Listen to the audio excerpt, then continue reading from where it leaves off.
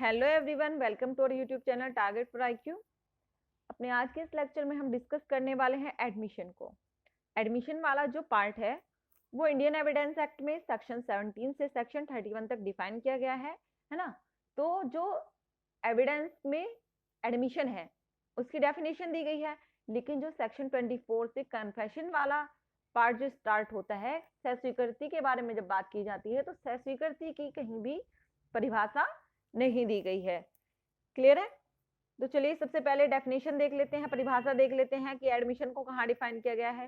तो सेक्शन 17 में धारा 17 में किसकी परिभाषा दी गई है, किसको डिफाइन किया गया है? एडमिशन को डिफाइन किया गया है।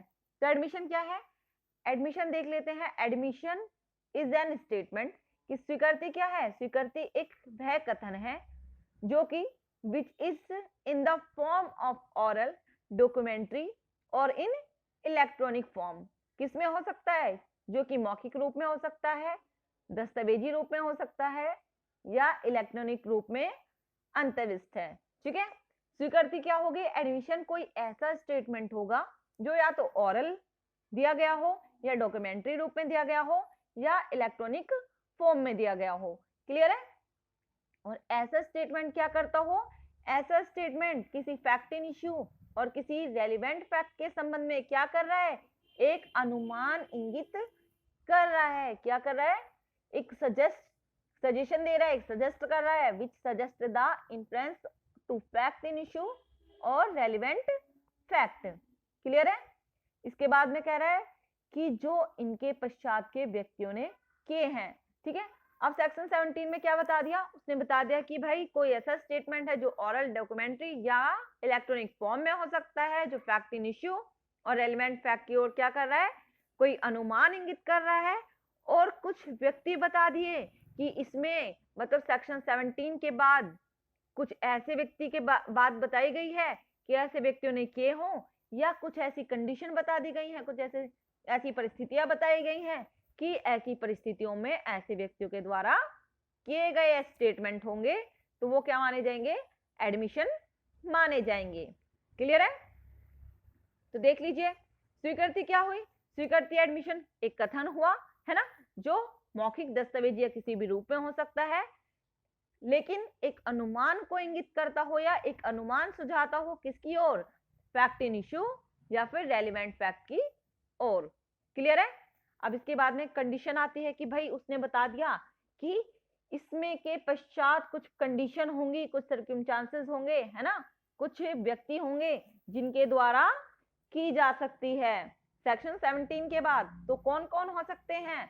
तो भाई ये जो पर्सन होंगे कौन कर सकेगा और कंडीशन कौन कौन सी होंगी, तो ये बात कहाँ डिफाइन की गई है? ये बात बताई गई है सेक्शन 18 से सेक्शन 20 तक, है ना।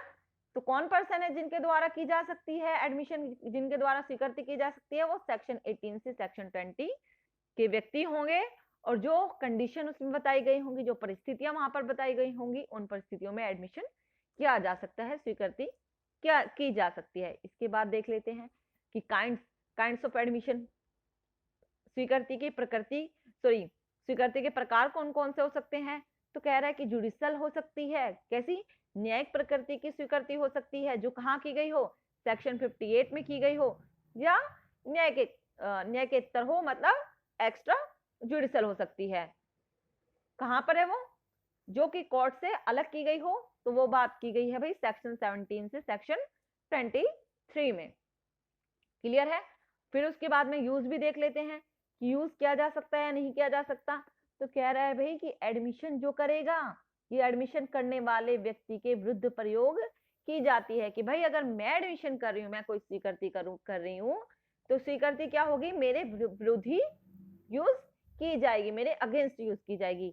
लेकिन फिर उसके बाद में उसने साथ ही में बता दिया कि सेक्शन 21 में क्या दिए गए हैं, कुछ एक्सेप्शन दिए गए हैं, जिन एक्सेप्शन के अंतर्गत क्या की जा सकती है? एडमिशन स्वीकृति करने वाले व्यक्ति के पक्ष में, फेवर में भी यूज की जा सकती है। क्लियर है? साथ में देख लीजिए फॉर्मल होगी। फॉर्मल कौन सी होती है? जो न्यायालय के सामने की जाती है, जैसे कि सेक्शन 58 में। और इनफॉर्मल जो कि कोर्ट में नहीं की जाती, कोर्ट के समक्ष ना हो, कोर्ट से बाहर की जाती है, वो एक्स्ट्रा जुडिशल या इनफॉर्मल। क्लियर है, सेक्शन 17 से सेक्शन 23 तक। इसके बाद देखिए सेक्शन 17 हमने देख लिया अच्छे से, ठीक है। उसके बाद देख लेते हैं कि सेक्शन 18 क्या कहता है भाई। तो सेक्शन 18 कहता है कि admission by party to proceeding और हिज एजेंट की स्वीकृति कौन करेगा, कि स्वीकृति कार्रवाई के पक्षकार कर सकते हैं या उसके अभिकर्ता कर सकते हैं। कौन कर सकता है, एडमिशन जो पार्टी बनाई गई है या तो पार्टी कर दे, या पार्टी ने अगर अपने कोई एजेंट अपॉइंट किए हो, उनका कोई एजेंट हो, तो वो उनके एजेंट भी कर सकते हैं। क्लियर है। कह रहा है कि statement made by a party to the proceeding और by an agent to any such party whom the court regards under the circumstances of the case as expressly or impliedly authorized by him to make them are admission, कि वो सारे कथन, वो सारे statement क्या होंगे, स्वीकृति होंगे, जिन्हें कि किसी प्रोसीडिंग के पक्षकारों ने क्या हो, या ऐसे किसी पक्षकार के ऐसे किसी अभिकर्ता ने क्या हो, जिससे कि मामले की परिस्थितियों में न्यायालय उन कथनों को करने के लिए उस पक्षकार द्वारा अभिव्यक्त रूप में या व्यवस्थित रूप में क्या करे, ऑथराइज्ड करे, प्राधिकृत करे। प्राधिकृत क्या हुआ, मानता हो। क्लियर है। तो किसने कर दी भाई, पक्षकार कर सकता है ना, और उसका अभिकर्ता एजेंट कर सकता है।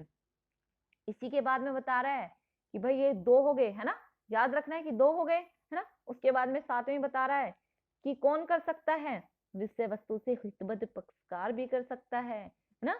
जो व्यक्ति ऐसा होगा कि अगर कोई प्रॉपर्टी है, प्रॉपर्टी में क्या है, उसका इंटरेस्ट है, तो अगर वो क्या कर सकता है, एडमिशन कर सकता है। क्लियर। उसके बाद बता रहा है कि वह व्यक्ति जिससे हित भी उत्पन्न हुआ हो, है ना, किसी व्यक्ति का अगर स्वीकृति ऐसी है, एडमिशन ऐसा है, ऐसे व्यक्ति द्वारा किए गए हैं जिनसे वाद के पक्षकारों का वाद की विषय वस्तु में क्या हो गया हो, कोई इंटरेस्ट उत्पन्न हो गया हो, सब्जेक्ट मैटर में कोई इंटरेस्ट उत्पन्न हो गया हो, तो वो भी क्या कर सकते हैं, वो भी एडमिशन कर सकते हैं। क्लियर है, ठीक है, समझ आ गया। देखिए 4 लोग बता दिए कि ये व्यक्ति क्या कर सकते हैं, एडमिशन स्वीकृति कर सकते हैं। इसी के साथ में बताया हुआ है, पढ़ लीजिएगा, कि प्रतिनिधिक रूप से वादकर्ता के द्वारा अगर कोई ऐसा व्यक्ति है जो कि रिप्रेजेंटेटिव के रूप में क्या लेके आ रहा है, शूट लेके आ रहा है ना, प्रतिनिधिक रूप से वादकर्ता के द्वारा भी क्या की जा सकती है, स्वीकृति की जा सकती है, एडमिशन किया जा सकता है। ठीक है। तो टोटल कौन कौन हो गए, एक तो पक्षकार हो गया, है ना, पार्टी हो गई, उनका एजेंट हो गया, रिप्रेजेंटेटिव हो गया, ठीक है, कि कोई पार्टी जिसका इंटरेस्ट है सब्जेक्ट मैटर में वो, और ऐसा कोई पर्सन जिसका की इंटरेस्ट उत्पन्न हो गया हो किसमें, है ना, किसमें, वाद में, या वाद में जो विषय वस्तु है, सब्जेक्ट मैटर है, उसमें कोई हित उत्पन्न हो गया हो, तो वो भी क्या कर सकते हैं, स्वीकृति कर सकते हैं। टोटल 5 बता दिए। ठीक है, सेक्शन 18। इसके बाद बता रहा है सेक्शन 19 कि वह व्यक्ति जिसकी स्थिति वाद या कार्रवाई में पक्षकार के विरुद्ध साबित की जानी है। ठीक है, स्वीकृतियां कौन कर सकेंगे, एडमिशन बाय पर्सन, ऐसे व्यक्ति एडमिशन कर सकेंगे जिनकी जो स्थिति होगी, जिनकी पोजीशन होगी, must be proved as against party to suit. ठीक है, कह रहा है कि statement made by person whose position और liability it is necessary to prove as against any party to the suit are admission if such statements would be relevant as against such person in relevant to such position or liability in a suit brought by or against them, and if they are made whilst the person making them occupies such position or is subject to such liability। ठीक है, अब इसमें देखें, इसमें क्या कह रहा है कि ऐसे व्यक्तियों के द्वारा भी स्वीकृति की जा सकती है, उन व्यक्तियों द्वारा स्वीकृति की जा सकती है जिनकी जो पोजीशन है ना, जो पोजीशन है उनकी पोजीशन की क्या साबित की जानी चाहिए, उनकी स्थिति जो है वो पक्षकारों के विरुद्ध ही साबित की जानी चाहिए। क्लियर, ठीक है। वे कथन, वे सारे स्टेटमेंट जो कि उन व्यक्तियों द्वारा किए गए हैं जिनकी वाद के किसी पक्षकार के विरुद्ध स्थिति या दायित्व साबित करना आवश्यक है, वो क्या होंगे, एडमिशन होंगे, स्वीकृतियां होंगी। यदि ऐसे कथन ऐसे व्यक्तियों द्वारा या उन पर लाए गए वाद में ऐसी स्थिति या दायित्व के संबंध में ऐसे व्यक्ति के विरुद्ध सुसंगत होंगे, और यदि वे उस समय किए गए हों जबकि उन्हें करने वाला व्यक्ति ऐसी स्थिति ग्रहण किए हुए है या ऐसे दायित्व के अधीन है। क्लियर। इसके बाद में इलस्ट्रेशन देख लेते हैं, देखो अच्छे से समझ आ जाएगा। कह रहा है कि जहाँ पे बी के लिए, है ना, बी के लिए रेंट कलेक्ट करने के लिए कौन लाइबिलिटी कौन ले रहा है, ए लाइबिलिटी ले लेता है, ठीक है। तो जो सी पर जो रेंट है, तो सी द्वारा जो रेंट है जो कि बी को देना है ना, उसे इकट्ठा नहीं करता। कौन इकट्ठा नहीं करता, ए इकट्ठा नहीं करता है। तो वो रेंट इकट्ठा ना करने पर, ए इकट्ठा नहीं कर रहा है तो ए पर कौन केस लेके आ रहा है, बी केस लेकर आता है, ठीक है।